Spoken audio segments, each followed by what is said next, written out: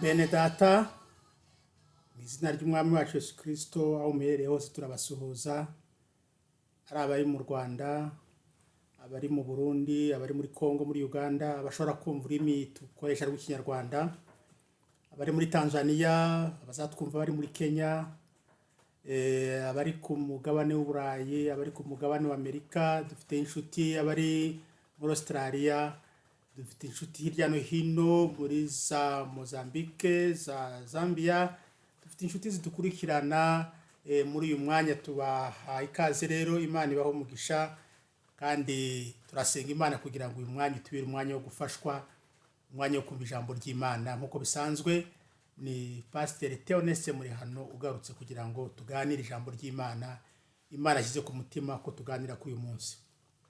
Abangira ngo dusome mu gitabo cy'Abami ba kabiri, turasoma ibice 7, umurongo wa 3 n'uwa 4, hanyuma tuganire kuri ayo magambo yonyine gusa, nubwo hagenda haza amaranda, ariko turashingira kuri aya tumaze tugiye gusoma. Haravuga ngo, kandi ubwo hariho abagabo 4 b'ababembe bari ku irembo, baravugana bati, ikitwicaza aha kugeza aho tuzapfira ni iki? Ariko twavuga tuti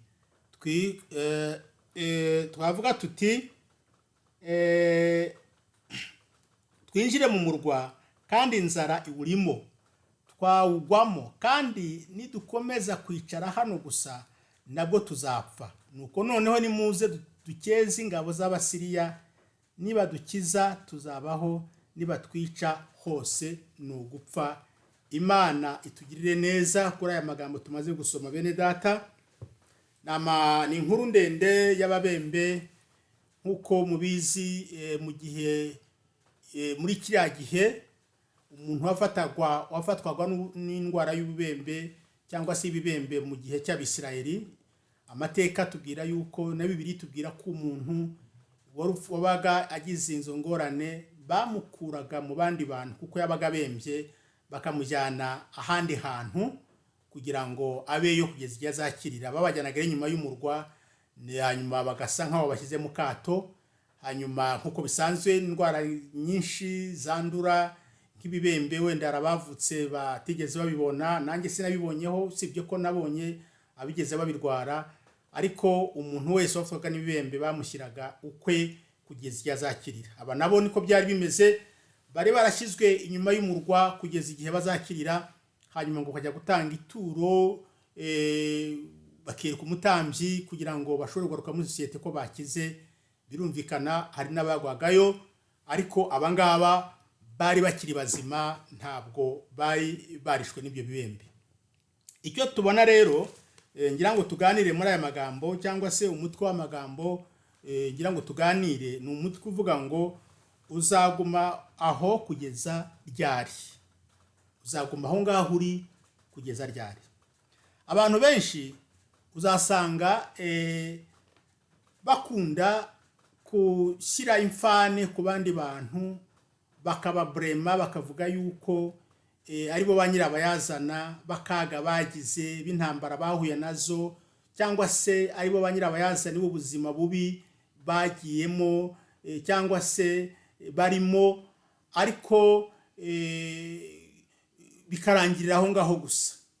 Mbyemeranywaho namwe ko abantu cyangwa se ibihe, amateka ashobora gutuma wisanga mu buzima utigeze uteganya kuzabamo, ariko nubwo bimeze gutyo, haba hakiriho icyo gukora kindi. Ntabwo ari ukwicara gusa ngo tuvuge ngo nuko nguko nyine niko ngomba kumera, niko amateka yakoze ibintu, niko nguko niko abantu bangenje, nuko nguko nyine ngo wicara aho ngaho ugoma muri ako gahinda n'umubabaro. Ahubwo hari icyo ugomba gukora kugira ngo wivane muri ubwo buzima. Ikigaragara nuko waba warashyizwe mu buzima bubi n'abandi bantu, cyangwa se ari amateka, cyangwa se nawe warabigizemo uruhare, icyo ugomba kumenya ni uko uri muri ubwo buzima bubi kandi udakwiye kubamo, ugashaka cyangwa se ugafata umwanzuro wo kubuvamo, ugahaguruka ukajya mu buzima bushya, ubuzima ukwiriye kubamo, ubuzima bukwiriye. Ndatanga urugero hano kugira ngo byumvikane neza. Aho ntuye hano nahasanze umuryango umwe, naganiriye n'umubyeyi cyangwa se umupapa wo muri urwo rugo, ambwira inkuru y'umwana we. Ni abantu nzi duturanye, tubana mu buzima bwa buri munsi. Umwana we yari afite inshuti mbi ku ishuri, noneho bagahora bamujyana mu bintu by'imirwano idashira, abantu bo mu masegonderi uko bakunda kurwana. Noneho kubera ko rero we yari afite imbaraga, ni umuryango w'abantu banini barebare, noneho we bakamurokirita, bakamujyana muri iyo mirwano kuko afite imbaraga kugira ngo ajye abarwanirira.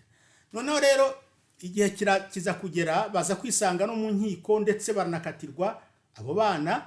Ariko wa wundi we yemera kujya kuba muri gereza, nubwo ababyeyi barimo bamwishyurira beho ngo atahe, ariko yemera kujya kuba muri gereza. Aravuga ati sinshaka gusubira mu buzima bwo hanze, kubera ko hanze ngeramo nkahura n'imbaraga zinjyana mu kurwana, sinshobora kwiga n'iki.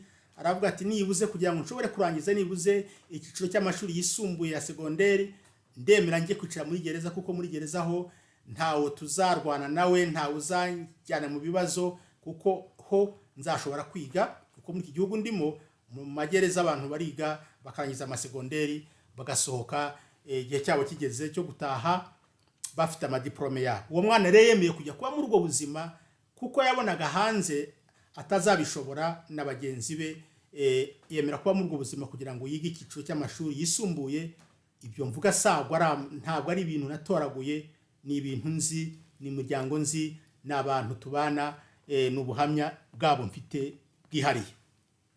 Aha rero ngira ngo turebe ibintu nka bine twihuse byagufasha gukira cyangwa se kuva muri ubwo buzima, amateka cyangwa se imiryango yawe cyangwa se ubuzima cyangwa se nawe ubwawe, amakosa, mistakes wakoze zikagushyira ahantu, aho hantu ukaba udashobora kuhikura, ugahora uburema abandi uvuga uti nibo banshyize muri ibi ngibi, nibo banyirabayazana b'ibyambayeho. Ariko ndagira ngo turebe ibintu nka bine twihuse byagufasha kuva aho hantu. Ijambo rya mbere, Bibiliya yatubwiye ngo abo babembe basobanukiwe neza situation barimo, bamenya igihe barimo, bamenya aho bari, bamenya uko bahaje, bamenya aho bari uwo munsi, bamenya nuko bazahava. Kubera yuko biragaragara nubwo bari bafite ibibembe ku mubiri, ariko ntibari bafite ibibembe mu bwonko. Ubwonko bwabo bwari bugitekereza neza nk'abantu bazima, bakavuga bati kubera iki turi aha ngaha, mbese bizagenda bite, amaherezo yacu azaba yayo. Ikibabaje ntabwo ari uburwayi bwo ku mubiri, si ibyo wanyuzemo, si ibyo abantu bagushyizemo, si ubuzima abantu bagushyizemo cyangwa amateka yagushyizemo, ingaruka zabyo. Igikomeye cyane nuko byafekita ubwonko bwawe, ibyo bibembe bikajya mu bwonko bwawe, ntushobore gutekereza neza nk'umuntu muzima ngo ushake uburyo bwo kuzivana muri izo ngorane ufite. Bo rero ubwonko bwabo bwari bugikora neza, niyo mpamvu bashoboye gutekereza, bari barwaye umubiri ariko umutwe n'umutima byari bizima. Ijambo rya kabiri, ugomba gutekereza ejo hazaza hawe. Baravuze bati bizagenda bite, amaherezo yacu azaba yayo. Nituguma kwicara aha hantu tuzahapfira, ariko niduhaguruka tukagenda byanze bikunze, nimba ari no gupfa ariko dupfe tugenda, dupfe duhagurutse, tuva aha hantu. Kandi ntabwo tujya inyuma mu murwa kuko harimo inzara ya kabutindi. Reka tujye imbere hari amakiriro, nubwo hari intambara, nubwo hari intwaro abanzi bacu ariho bari, ariko hari n'ibyo kurya. Ikibazo bari bafite cyari inzara, baravuga ati hari n'ibyo kurya. Ndagira ngo nkubwire mwene data, ku Mana, urugendo rujya ku Mana, urugendo rw'ubuzima ruragoye, ariko rurangira, ugomba kururangiza ugeze ku bisubizo, ugeze ku myanzuro myiza, cyangwa se ku guhitamo kwiza wagize mu buzima bwawe. Ibyo ngibyo nta muntu n'umwe ugomba kubikuvutsa, nta muntu n'umwe ugomba kubikwaka. Wowe ubwawe ni wowe uzabyiyaka mu gihe uzaba utagishobora gutekereza aho uri ngo umenye uko ukwiriye kuhava n'icyo ukwiriye gukora kugira ngo ugere ku ntego zawe wiyemeje. Ikindi kandi igihe cyose uzahitamo kwiyambura uwo mwambaro isi cyangwa se Satani yakwambitse, uzaba urimo kongera kugarura ubwiza bw'Imana. Uzaba urimo kongera ubwiza bw'Imana kubera yuko igihe cyose umaze kwisubiramo, igihe cyose watangiye gutekereza neza, igihe cyose wamaze kwivana mu mubabaro no kwemera umubabaro na esheke wagize mu buzima bwawe, ugashatangira kwibaza uko wahava. Icyo gihe Imana iraza ikaba mu ruhande rwawe kandi Imana irakuyobora. Bibiliya tubwira muri Timoteyo wa 2 igice cya 1 umurongo wa 7 ngo ntabwo twahaye umwuka w'ubwoba, ngo ahubwo twahawe umwuka w'imbaraga, ngo no kwizera n'urukundo. Uwo ni wo twahawe uva ku Mana. Uwo mwuka w'intege nkeya, umwuka w'ubwoba, umwuka w'amaganya, ni umwuka wa Satani, ni umwuka w'isi, ntabwo ari umwuka w'Imana. Abana b'Imana bayoborwa n'umwuka w'imbaraga, bayoborwa n'umwuka w'urukundo, umwuka wo kwihangana. Iyo tuzi umwuka w'imbaraga bisobanuye ngo muri wo harimo imbaraga zo guhindura, harimo imbaraga zo guhindura amateka, harimo imbaraga zo gukora ibyo abandi mu muryango bananiwe, ibyo batashoboye kugeraho, wowe ukabigeraho kubera yuko utari wenyine, ahubwo uri kumwe n'Imana. Imana idufashe, Imana itugiriye neza. Ijambo rya 3 biravuga ngo ni icyemezo cyabo Imana iragishyigikiye. Igihe cyose ufashe icyemezo cyo kwisubiramo, igihe cyose ufashe icyemezo cyo kwisubiramo, nka wa mugani w'umwana w'ikirara wavuze ati mu rugo rwa data harimo ibyo kurya bihagije, ariko akavuga ati kubera iki ndi muri ubu buzima, kuki nisanze ahantu ndagira ingurube, ndetse ngo yageze naho yifuza kurya ku byo kurya byazo. Igihe cyinshi ntiyabibonaga, aravuga ati ubwo rwa data ko rurimo byinshi, ni kuki ndi muri ubu buzima? Ngo yisubiramo ku giti cye. Hanyuma icyemezo yafashe cyatumye ahaguruka agasubira mu rugo rwa se.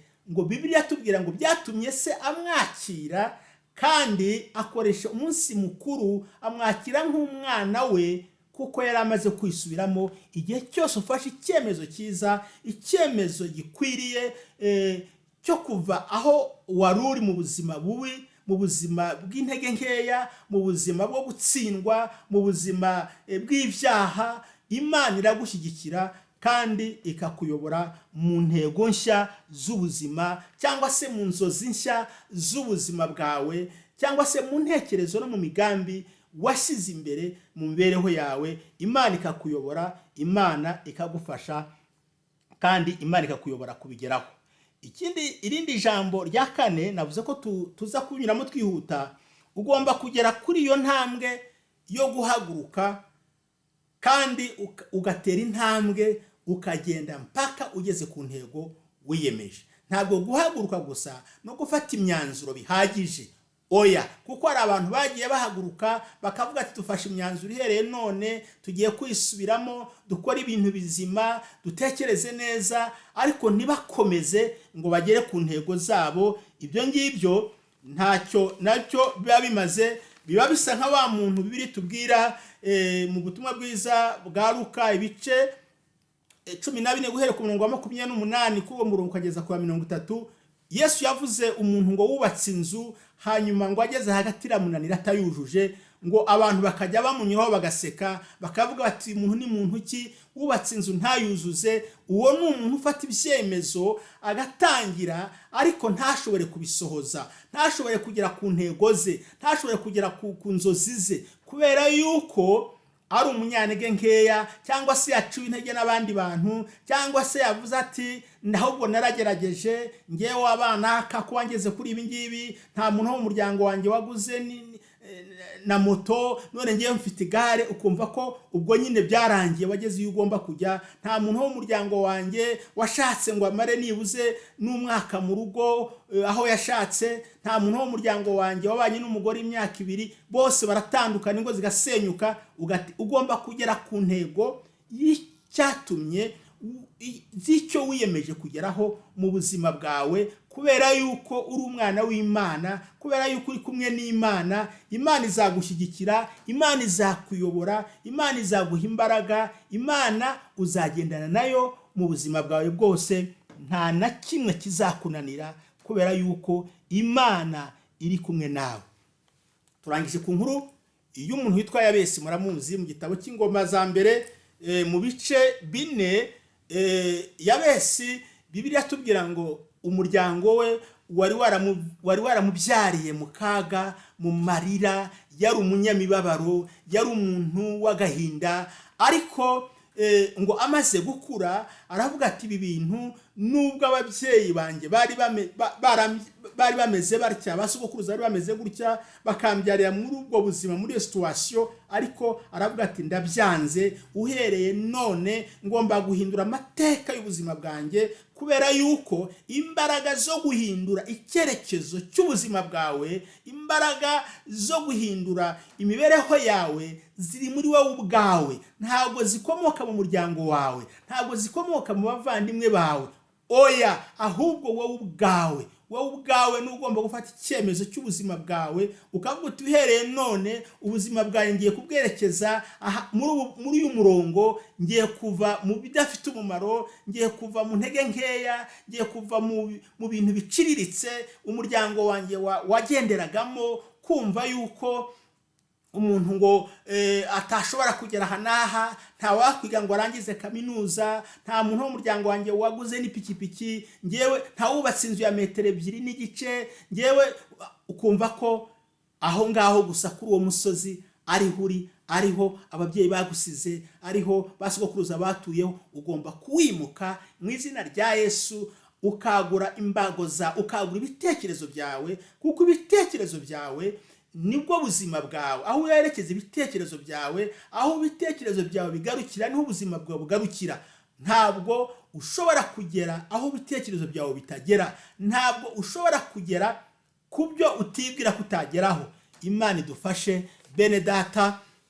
Muri uyu mwanya tugiye gusenga Imana, ariko nawe usenge nka Yabesi, uvuga uti Imana unyagurira imbago, ndagira nkubwire kwizera kwawe kuzagukiza, kandi bizatuma nuhaguruka ukava aho hantu uri, wowe ubwawe uzikiza, n'umuryango wawe uzawukiza. Nk'uko ababembe baragiye bakarya bagahaga, ndetse bakazana inkuru nziza, n'abari mu murwa bari bishwe n'inzara bakawusohokamo, bakabona ibyo kurya, amahoro, inzara igashira, amahoro agahinda, abantu bakamera neza. Kandi bizanywe n'ababembe, n'abantu bari bafite intege nkeya, n'abantu bari baraciwe, batari bagitezweho amakiriro, nabo ubwabo biyumvaga ko ibyabo byarangiye. Ariko Imana yarabakoresheje, kuko bemeye guhaguruka, bemeye kuva aho bari, bemeye kuva aho bashyizwe, bemeye kuva aho bashyizwe, barahaguruka baravuga bati ntabwo bishoboka, ntabwo ariko bimeze. Hari abantu njya numva mu gihugu cyacu bita ngo nabasigajwe inyuma n'amateka, ariko nubwo waba warasigajwe inyuma n'amateka y'ibyahise, ariko we kwemera kubimbata ibyahise, ahubwo uhaguruke wubaka amateka mashya. Kandi birashoboka, kubera yuko uri umwana w'Imana, kubera yuko wamenye Imana, kubera yuko uri kumwe n'Imana, byose bizahinduka kandi bizagenda neza. Imana ibaho umugisha bene data. Tugiye gusenga Imana. Imana ibagirire neza, umenye kuri mu kibazo, umenye uburyo wakivamo, kandi ushakishe kugera ku ntego zawe hamwe no gusenga Imana. Imana izakuyobora, Imana izakurwanirira, Imana izaguha urubyaro. Ubwo wibwira ngo umuryango wawe mwese ntimubyara, ubwo uvuga ngo mu muryango wawe nta washatse cyangwa ashakwe, ubwo uvuga ngo umuryango wawe nta wacuruje ngo yunguke, uvuga ngo umuryango wawe, ibyo bintu byo mu muryango wawe nibyo mu muryango wawe, kuko ndabyemera. Ariko ntabwo ari byo mu muryango w'Imana. Ahangaha mu muryango w'Imana Bibiliya tubwira ngo byose birashoboka, nta kinanira, byose ngo kuwizera birashoboka, nta kinanira. Ahangaha mu muryango w'Imana, ahangaha mu bwoko bw'Imana, ahangaha mu masezerano y'Imana, byose ho birashoboka. Imana ibaho umugisha, ukingure ubwonko bwawe, ukingure ibitekerezo byawe, wagure imbago zawe mu kwizera. Imana izaguha umugisha, urubyaro rwawe n'abazagukomokaho. Imana ibagirire neza. Turangije bene data, tugiye gusenga Imana. Ariko nawe hari umusozi umazeho igihe kinini cyane, amateka ari aho yagusize, ibyo wahuye nabyo ari aho byagusize.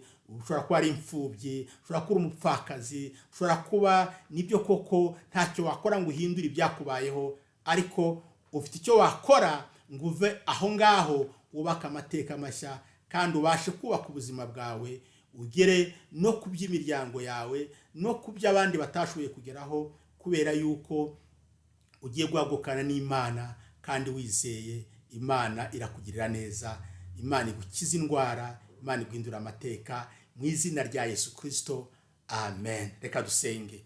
Mana yacu, turagushimye muri aka kanya, tugushimiye ijambo ryawe tumaze kumva. Ijambo ryawe ni umucyo, ijambo ryawe ni itabaza ribasha kumurika aho umwijima ukavaho. Ijambo ryawe ni ubuzima, aho rigeze urupfu, aho rigeze amateka arahindura, urupfu ruvaho, aho rigeze abatabyaraga barabyara. Ijambo ryaho rigeze abari bihebye babona amahoro. Ijambo ryaho rigeze abari mu kaga, abari mu rupfu, abari mu ngorane bumva inkuru nziza z'umunezero, bagahaguruka bakanezerwa, bagahimbaza Imana, ubuzima bugahinduka. Dusengera rero umuntu wese wumvishira ijambo kugira ngo ubuzima bwe buhinduke mu izina rya Yesu Kristo. Byaba ari imitongero y'abasekuruza, byaba se ari byashyizwemo n'amateka, ayo twanyuzemo ni menshi, ariko Mana, oh haleluya, umuhindurira amateka kandi umuhe iyerekwa rishyashya ko byose muri wo bishoboka. Urakoze kuko udahinduka, urakoze kufashije umuntu wese. Dusenganyira isengesho, n'undi uzarisenga mu kindi gihe cyose amateka yagahinduka, ibitangaza bikaza mu mibereho ya buri munsi. Urakoze kubyumvishije mu izina rya Yesu, amen. Turarangije. Imana ibaho umugisha bene data.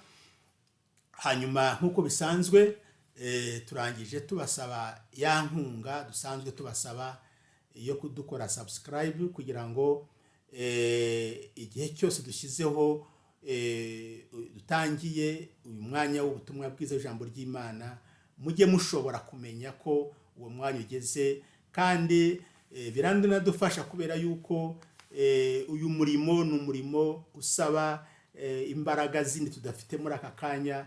Nk'ubu murabona aho nkorera nta mucyo ugaragara uhagije uhari.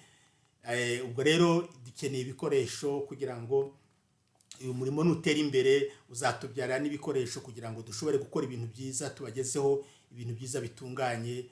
Kandi muri ubwo buryo rwose Imana izabaha umugisha no gushyigikira irivuga butumwa, umurimo w'Imana, mu sharinga ibiganiro cyangwa se ubutumwa n'abandi bagenzi banyu n'inshuti zanyu, kandi mukora like na commentaire kugira ngo nimba hari inama mutugira nazo dushobore kuzibona, kugira ngo dushobore gukora neza, kugera ku rugero rukwiriye. Murabona ko aribwo tugitangira. Iki ni cyo kiganiro cya mbere nkoze ku mashusho. Ntekereza ko Imana izadufasha, wenda tugakomeza kugenda, nubwo hari byinshi tugikeneye, ariko turizera yuko Imana izatuyobora kandi Imana izabana natwe muri byose. Murakoze cyane. Imana ibaho umugisha, kandi dusabiye umugisha korali Obote nayo tujya dufatanya tugakoresha indirimbo zabo, n'indirimbo ziri kuri YouTube. Mushoboye kuzisangaho, kuzishaka mwazibona, mukandika gusa Obote ADEPR Remera, muzabona izo ndirimbo zabo, zizabafasha kandi zizahindura ubuzima bwanyu. Imana ibaho umugisha mu izina rya Yesu, amen.